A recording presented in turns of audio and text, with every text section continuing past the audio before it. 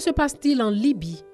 Une semaine après la diffusion d'une vidéo de CNN réalisée en caméra cachée dans un lieu tenu secret à l'extérieur de Tripoli, le monde est en émoi. Dans cette vidéo qui a fait le tour du monde, on voit une vente aux enchères au cours de laquelle une douzaine de personnes défilent pour être adjugées.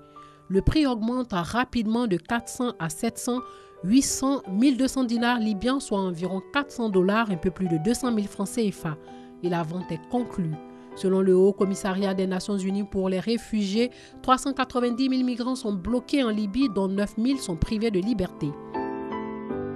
Comment réagissent les Africains et la communauté internationale?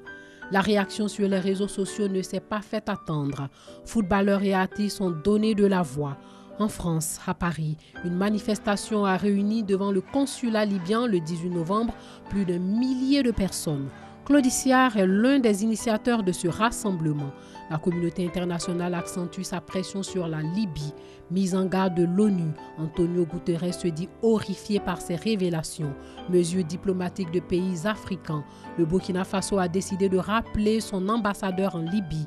Le président du Niger, Mahamadou Issoufou, appelle la Cour pénale internationale à se saisir du dossier, évoquant des crimes contre l'humanité.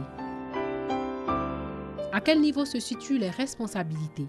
L'intervention de la France en 2011 a été pointée du doigt. L'Union européenne est aussi interpellée.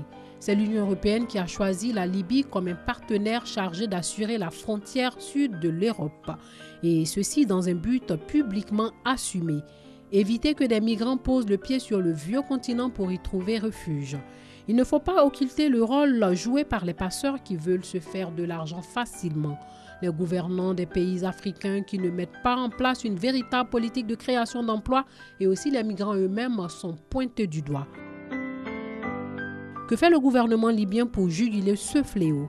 Le vice-premier ministre du gouvernement libyen d'Union nationale a annoncé le 19 novembre l'ouverture d'une enquête. Mais comme cette autorité est contestée dans le pays et que son influence est limitée, y compris dans la zone qu'elle contrôle, l'effet d'une telle procédure, aussi salutaire soit-elle, risque d'être à peu près nul. Quelles sont les mesures prises lors du 5e sommet UA-UE? 3 axes de la politique anti-esclavagiste en Libye décidés lors du sommet UA-UE à Abidjan.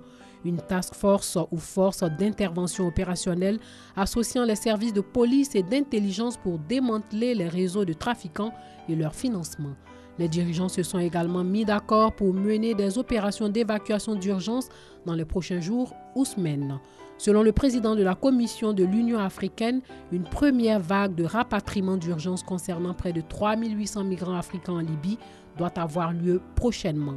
Une commission d'enquête de l'Union africaine sera créée en vue de proposer aux États des pistes de communication à destination de la jeunesse pour décourager les volontaires au départ.